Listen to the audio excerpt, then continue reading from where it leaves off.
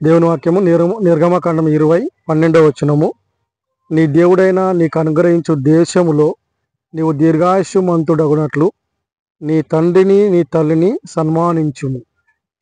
తల్లిదండ్రులని సన్మానించాలా.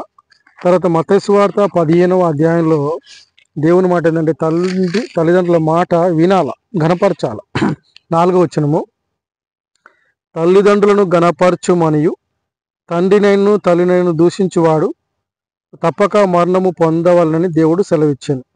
కాబట్టి తల్లిదండ్రులని గణపరచాలా, తల్లిదండ్రులని దూషించకూడదు.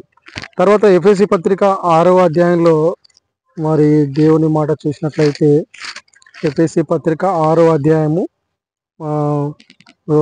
మొదటి 3 వచనాలు, పిల్లలారా ప్రభునందు మీ తల్లిదండ్రులకు విధేయులయుండుడి, ఇది ధర్మమే. నీకు మేలు కలుగునట్లు నీ తండ్రిని తల్లిని సన్మానింపుము, అప్పుడు నీవు భూమి మీద దీర్ఘాయుష్మంతుడ వగుదువు. ఇది వాగ్దానములతో కూడిన మొదటి ఆజ్ఞలలో మొదటిది. కాబట్టి నిర్గమకాండము 20వ అధ్యాయంలో దేవుని మాట ఏంటంటే తల్లిదండ్రులని సన్మానించడం ద్వారా దీర్ఘాయుష్షు పొందుతాము. మత్తయి సువార్త 15వ అధ్యాయంలో మరి తల్లిదండ్రుల్ని దూషించకూడదు. ఎఫెసీ పత్రిక 6వ అధ్యాయంలో తల్లిదండ్రులకు విధేయత చూపాలా, తల్లిదండ్రులని సన్మానించాలా. అంతేకాకుండా మరి ఆ రీతిగా చేయడం ద్వారా మేలు కలుగుతుంది.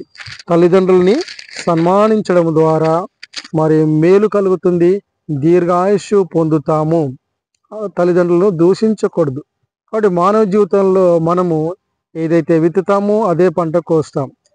అంటే ఏ కొలతతో అయితే ఇతరులకు కొలుస్తామో మనకు కూడా అదే కొలత వస్తుంది. కాబట్టి తల్లిదండ్రులు సన్మానించాలా, తల్లిదండ్రులని గణపరచాలా, తల్లిదండ్రులకు విధేయత చూపాలా. దాని ద్వారా మనకు మేలు కలుగుతుంది, దాని ద్వారా మనం దీర్ఘాయుష్షు పొందుతాము. ఆ రీతిగా మన జీవితంలో కూడా అట్టి ప్రతిఫలాన్ని పొందుతాం.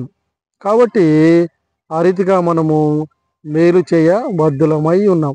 తల్లిదండ్రులు సన్మానించడం అంటే, తల్లిదండ్రులను గణపరచడం అంటే వారి మాట వినడము, వారికి విధేయత చూపడము, వారు చెప్పినది చేయడము. ఆ రీతిగా గణపరచడం ద్వారా వారికి సహకారంగా వారి అక్కలు తీర్చడము. అంతేకాకుండా ప్రాముఖ్యంగా వారి మాట వినడమే వారిని సన్మానించడం. దాని ద్వారా మనము మరి మేలు పొందుతాము, దీర్ఘాయుష్షు పొందుతాం. దేవుడి వాక్యము దీవించును గాక.